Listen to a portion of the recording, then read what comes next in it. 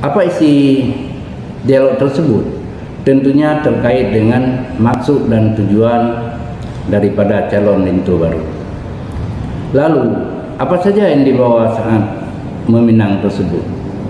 Tentunya pada saat meminang, para rombongan atau tokoh adat atau orang tua desa, orang tua kampung yang tempat calon lintu baru domisili akan membawa emas diisi dalam puan dengan berisikan sirih bersusun serta beras dan kunyit serta emas di dalamnya.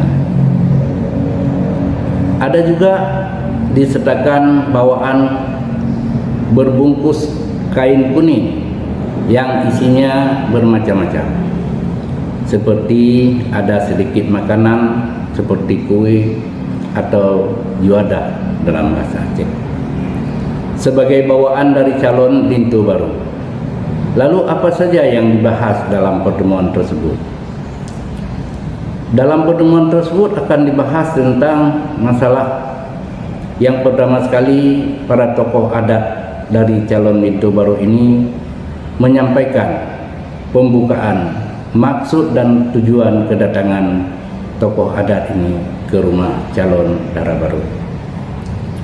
Lalu berkembanglah dalam dialog itu bermacam-macam terkait dengan maksud dan tujuan ini, yaitu dengan menanyakan berapa mas kawin yang harus dibawa.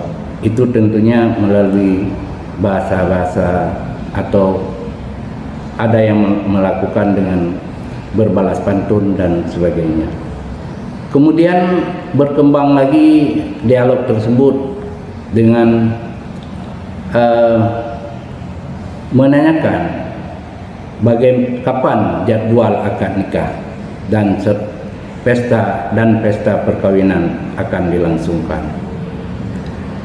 Dalam pembahasan tersebut tentu ada juga timbul pertanyaan terkait hukum adat tentang tanda tunangan tersebut.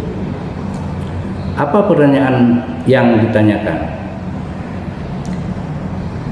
Apakah mas kawin yang dibawa hari ini sebagai tanda ikatan, apakah hidup atau mati?